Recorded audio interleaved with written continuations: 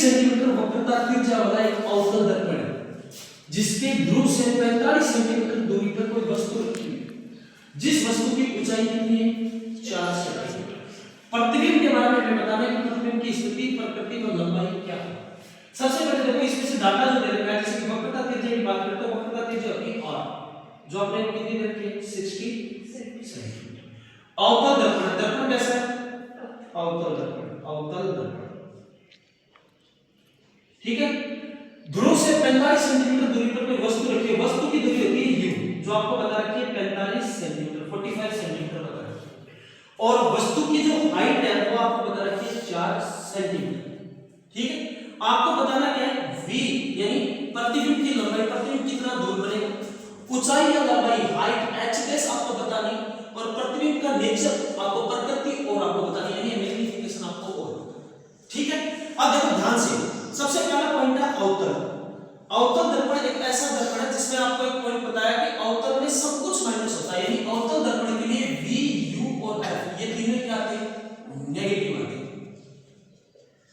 अवतल में तीनों नेगेटिव होते हैं, अवतल में कॉनकेव में तीनों नेगेटिव होते हैं जबकि उत्तल की अगर बात करें उत्तल जब दर्पण हो जाए इसमें केवल और केवल क्या नेगेटिव होता है u नेगेटिव होता है जबकि v और f जो वो दोनों ही कैसे आते हैं चाहे वो दर्पण हो या तो सबसे पहले यहां पे बात करते हैं अपने को v निकालना है। दर्पण के लिए दर्पण सूत्र जो है वो है 1/v प्लस 1/u बराबर 1/v अरे अब अवतल है, अवतल के लिए u हमें दे रखा है 45 सेंटीमीटर माइनस में लगा v हमें निकालना है, f हमारे को नहीं दे रखा लेकिन यहां पे हमें क्या दे रखी है वक्रता त्रिज्या रेडियस ऑफ कर्वेचर दे रखी है और रेडियस ऑफ कर्वेचर और फोकस दूरी में एक संबंध होता है कि r बराबर क्या होता है 12। यहां से अगर f निकालेंगे तो f आएगा r/2 r कितना है 60/2 कितना आएगा 30 सेंटीमीटर 30 सेंटीमीटर f हमारे पास है 30 सेंटीमीटर। यहां से v निकालना तो इस u को इधर ले जाओ, फार्मूला कैसे बनेगा 1/v बराबर 1/f माइनस 1/u प्लस का इधर जाएगा 30 पर जाएगा, फोकस है 30 लेकिन माइनस में आएगी तो माइनस का 30 माइनस u आएगा माइनस का 40 माइनस माइनस प्लस माइनस का 1/30 प्लस 1/30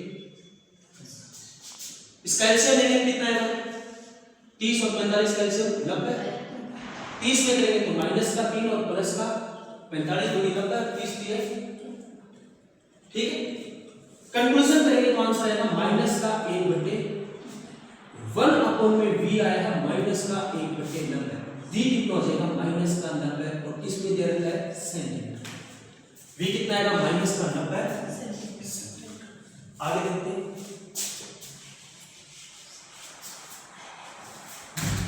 अगला पॉइंट अगर हम बात करें यहां से अगर हमें मैग्नीफिकेशन n निकालना आवर्धनता तो आवर्धनता का सूत्र होता है दर्पण के लिए आवर्धनता का सूत्र होता है n -v/v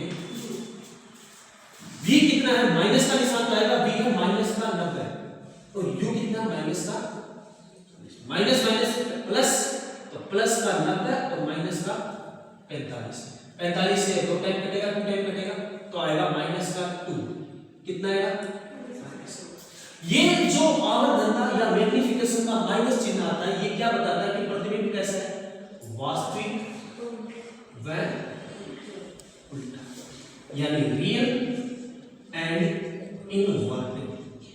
एक तो हमें पता चल जाए कि प्रतिबिंब वास्तविक और उल्टा आगे समझते हैं। अब प्रतिबिंब की ऊंचाई के बारे में भी बात कर लेते हैं तो फॉर्मूला होता है बेटा h डैश अपॉन में h -v/v हाइट निकालने ये मैग्नीफिकेशन का आवर्धनता का संबंध है जिसमें से अगर आवर्धनता को हटाते हैं तो ये क्या फॉर्मूला आता है। अब इसमें से अगर अपने को h डैश निकालना है यानी हाइट ऑफ इमेज निकालनी है तो सूत्र बनेगा -v × h/v इसमें माइनस तो निशान आ जाएगा वैल्यू किसकी माइनस की 90 इनटू h कितना है 4 u कितना माइनस का minus minus plus 90 into 4 minus 40 ये 2 टाइम मिल जाएगा 4 2 जा 8 माइनस का 8 सेंटीमीटर। अब यहां पे माइनस सिग्नल दिए जो एचएस में जो माइनस का है ना ये एचएस में माइनस ये बताता है कि जैसे मान लो ये अवतल दर्पण है और ये उसका पोल है ये मुख्य अक्ष है। इस पोल के अगर इधर जितनी भी संख्या आती है वो माइनस में आती है और इधर जितनी भी काउंटिंग होती है वो कैसे होती है, प्लस में। तो ये माइनस में बता रहा है कि पोल से इधर है इस तरफ, और कितना दूर है 8 सेंटीमीटर। 8 सेंटीमीटर ऊंचा, यानी ये बनेगा इतना। अब देखो वस्तु कितनी थी 4 की, प्रतिबिंब कितने का बना है 8 का। आकार में छोटा या बड़ा, आकार में बड़ा, बिग इन साइज, आकार में बड़ा। अब अपने को यहां से 4 पॉइंट निकालने होते हैं बेटा, 4 पॉइंट। किसी भी प्रतिबिंब के बारे में जो स्थिति, प्रकृति या साइज पूछे, नेचर पूछा जाता है इमेज की, तो हमें 4 पॉइंट बताने होते हैं। सबसे पहले ये कि प्रतिबिंब बनेगा कहां, तो प्रतिबिंब बनने का मतलब है कि 90 सेंटीमीटर बता रखा है, तो प्रतिबिंब 90 सेंटीमीटर की दूरी पर बनेगा। दूसरा ये कि प्रतिबिंब वास्तविक होगा या आभासी होगा, तो प्रतिबिंब कैसा होगा, वास्तविक होगा। तीसरा है कि सीधा होगा या उल्टा होगा, तो उल्टा होगा। और चौथा ये कि उसकी ऊंचाई कितनी है 8 सेंटीमीटर की ऊंचाई, ठीक है। ये रियल, इन्वर्टेड और distance 90 centimetre away from the pole of mirror. ये 4 डिजिट, ये 4 पॉइंट अपने को इसमें लिखने होते हैं जो हमें पूछे गए। कंक्लूजन के बाद, रिजल्ट निकालने के बाद ये लिखना होगा। समझ में आ गई बात।